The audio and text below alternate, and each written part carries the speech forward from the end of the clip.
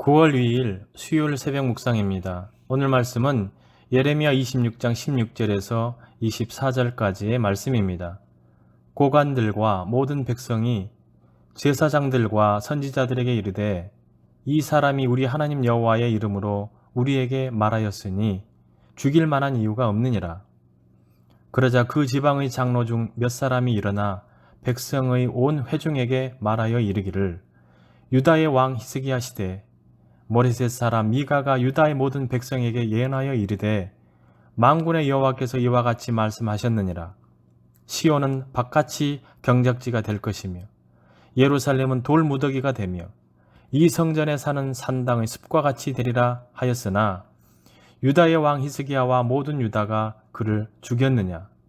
히스기야가 여호와를 두려워하여 여호와께 간구하매 여호와께서 그들에게 선언한 죄악에 대하여 뜻을 돌이키지 아니하셨느냐.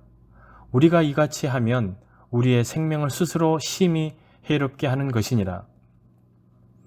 또 여호와의 이름으로 예언한 사람이 있었는데 곧 기랏 여아림 스마야의 아들 우리야라. 그가 예레미야의 모든 말과 같이 이 성과 이 땅에 경고하여 예언하매 여호야김 왕과 그의 모든 용사와 모든 고관이 그의 말을 듣고서 왕이 그를 죽이려 하매 우리야가 그 말을 듣고 두려워 애굽으로 도망하여 간지라. 여호야김 왕이 사람을 애굽으로 보내되 곧 악볼의 아들 엘라단과 몇 사람을 함께 애굽으로 보냈더니 그들이 우리야를 애굽에서 연행하여 여호야김 왕에게로 그를 데려오매 왕이 칼로 그를 죽이고 그의 시체를 평민의 묘지에 던지게 하니라. 사반의 아들 아히감의 손이 예레미야를 도와주어 그를 백성의 손에 내어주지 아니하여 죽이지 못하게 하니라. 아멘. 예전에 무모한 도전이라는 프로그램이 있었습니다. 적은 사람의 힘으로 비행기를 끈다든지 제한 시간 내에 바가지로 목욕탕 물을 채우거나 퍼내는 도전 등을 했습니다. 악한 세상에서 복음을 전하고 복음을 붙들고 사는 것이 때로는 무모한 도전처럼 느껴질 수 있습니다. 예레미야의 도전은 무모해 보였지만 그렇지 않았습니다. 그의 말을 듣는 사람들이 있었습니다. 말씀을 먼저 들어야 할 제사장과 선지자들은 예레미야를 죽이고자 했습니다. 그러나 오히려 고관들과 백성이 제사장과 선지자들에게 하나님의 이름으로 말씀을 전한 예레미야를 죽이지 말자고 합니다. 복음을 전하다 보면 들어야 할 사람은 듣지 않고 전혀 듣지 않을 것 같은 사람이 듣는 경우가 있습니다. 먼저 된 자가 나중되고 나중된 자가 먼저 될 수 있는 나라가 하나님 나라입니다. 눈에 보이는 결과가 전부가 아니라는 뜻입니다. 지방 장로들 중 몇 사람도 히스기야 왕 시대에 예언했던 미가 이야기를 언급하며 예레미야를 두둔하고 나섭니다. 미가도 예루살렘과 성전을 향해 심판을 선포했으나 왕과 백성이 오히려 그 말씀을 듣고 회개했다는 것입니다.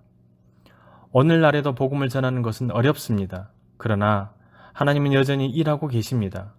복음을 전하십시오. 회개를 선포하십시오.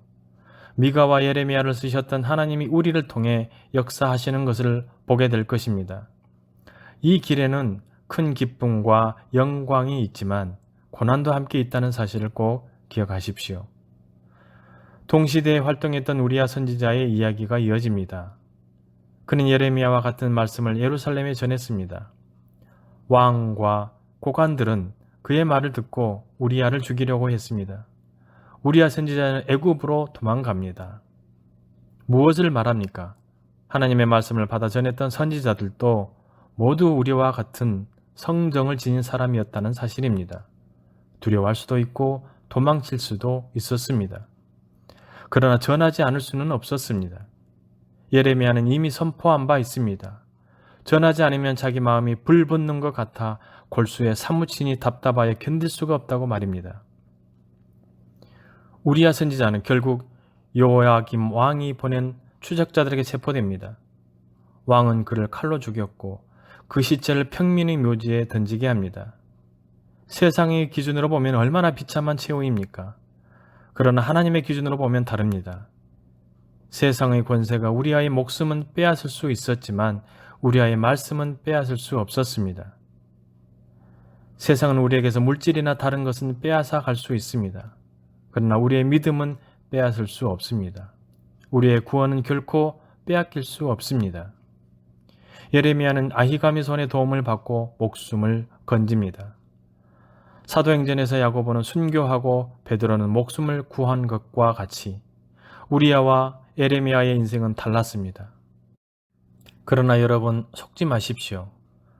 우리야와 예레미야의 부르심이 같았던 것처럼 두 사람이 받은 구원도 같았습니다. 우리가 받은 구원도 같습니다. 무모한 도전처럼 보이지만 계속 복음을 전하십시오. 예수님의 이름을 믿고 선포하십시오. 우리가 부족할 수는 있지만 전하지 않을 수는 없습니다. 믿음으로 전할 때 살아계신 하나님이 반드시 역사하실 것입니다. 기도하시겠습니다. 사랑이 많으신 하나님 아버지, 구원받은 백성으로 살게 하여 주심에 감사를 드립니다. 이제 그 구원이 우리에게만 머물지 않게 하여 주시고 주의 모든 사람들에게 복음을 전하며 사는 주의 자녀들이 다 되게 하여 주시옵소서. 무엇보다 행함으로 세상 사람들이 우리를 통해 하나님을 보게 하여 주시고 하나님의 뜻이 우리를 통해 이 땅 가운데 이루어질 수 있도록 우리를 믿음의 귀한 도구로 사용하여 주시옵소서. 수많은 사람들이 수고하지 않으면 결코 살아갈 수 없는 현실 앞에서 분주히 살아갑니다. 도대체 무엇을 위해 사는지, 왜 사는지도 모른 채 살아갑니다. 주님, 이런 자들에게 복음을 통해 삶의 의미를 일깨워 주게 하시고 참된 가치가 복음 안에 있음을 알게 하여 주셔서 복음의 능력이 얼마나 크고 놀라운 것인지를 주의 자녀들이 온전히 경험하며 살아갈 수 있도록 은총을 베풀어 주시옵소서. 주님, 특별히 영독에 속해 있는 이들을 위해 기도합니다.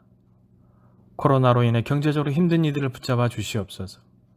언제 끝날지 모르는 막막한 상황에서 힘들게 견뎌야만 하는 이들을 위로하여 주시고 주의 은혜로 엘리야에게 도움을 준 까마귀처럼 도움의 손길들이 있게 하여 주셔서 어려움의 시간들을 잘 이겨나갈 수 있도록 역사하여 주시옵소서. 주님, 주의 자녀들의 가정도 지켜주시고 베푸신 은혜를 통해 가정에 주의 평안이 가득할 수 있도록 인도하여 주시옵소서. 오늘도 우리와 함께 하시는 예수님의 이름으로 기도드리오며 이제는 주님이 가르쳐 주신 기도를 드리오니 하늘에 계신 우리 아버지, 아버지의 이름을 거룩하게 하시며 아버지의 나라가 오게 하시며 아버지의 뜻이 하늘에서와 같이 땅에서도 이루어지게 하소서. 오늘 우리에게 일용할 양식을 주시고 우리가 우리에게 잘못한 사람을 용서하여 준 것 같이 우리 죄를 용서하여 주시고 우리를 시험에 빠지지 않게 하시고 악에서 구하소서. 나라와 권능과 영광이 영원히 아버지의 것입니다. 아멘.